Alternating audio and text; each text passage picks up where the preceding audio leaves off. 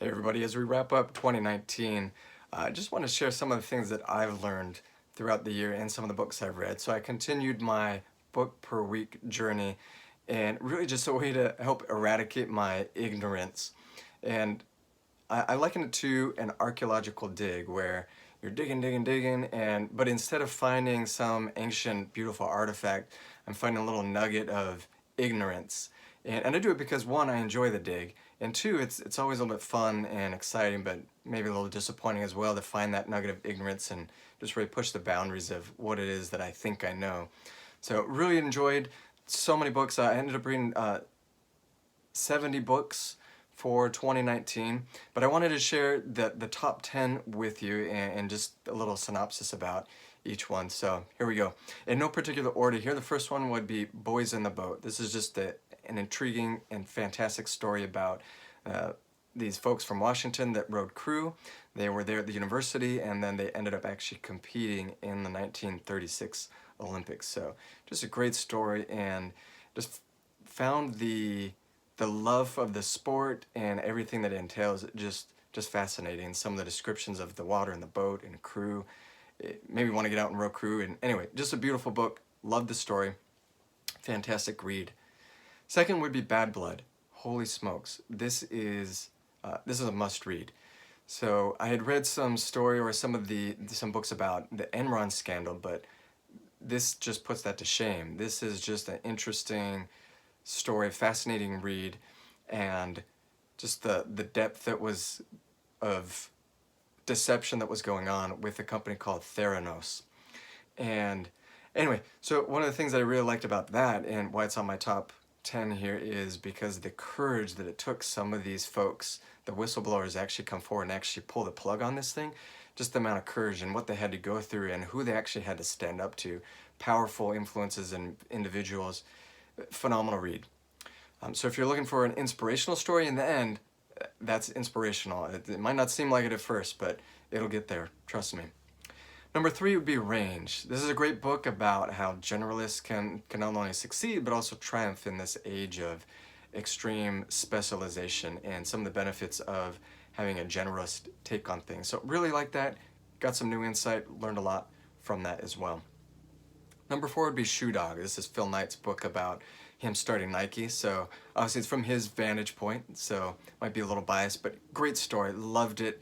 Just really interesting, and how he started the company from nothing and he just built it, and now it's this, I don't know if I'd call it a global empire, but it's a global brand by any objective measurement. So great read, loved the story, and anyway.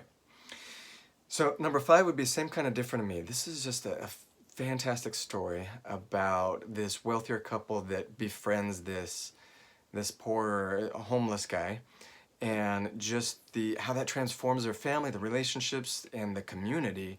And just a phenomenal read, and one of my top favorite books of all time, and some great quotes that come from that I might post some of my favorite quotes here at some point. But fantastic read, Same Kind of Different as Me. Number six is Bearing the Cross. This is about Martin Luther King Jr. and his involvement in the civil rights movement. So it really just opened my eyes to that. And last year I had read Malcolm X's biography, and so this was good to read a different perspective, and I learned a ton about the civil rights movement and Martin Luther King Jr. and his work and involvement. Fantastic story. And one of the things that I really appreciated about the book, in fact the prologue kind of talks about this, is why the author chose to include some of the more unsavory aspects of Dr. King's life and some of his behavior.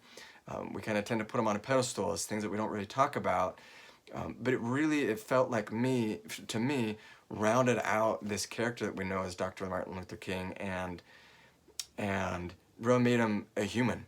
So really like the book, highly recommend that one.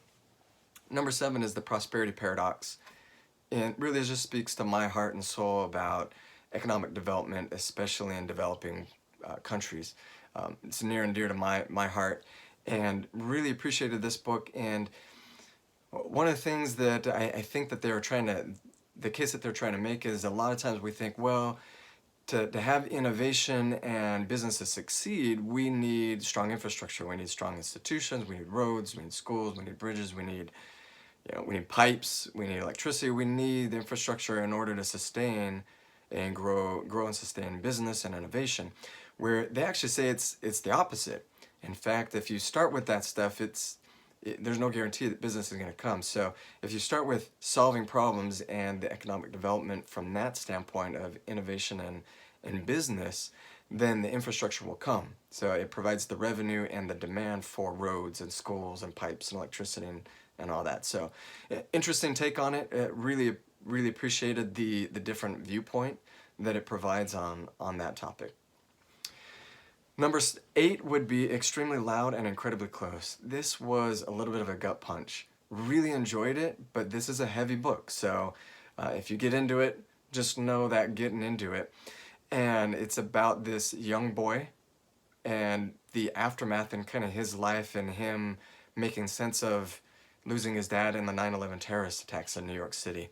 And the people that he meets and finding his family and relatives and some parallels in history. So great book. This was a recommended for one of my friends, and I really enjoyed it. So despite the fact that it is a little bit of a gut punch, so be prepared. Number 9, Quiet by Susan Cain. This is a great book.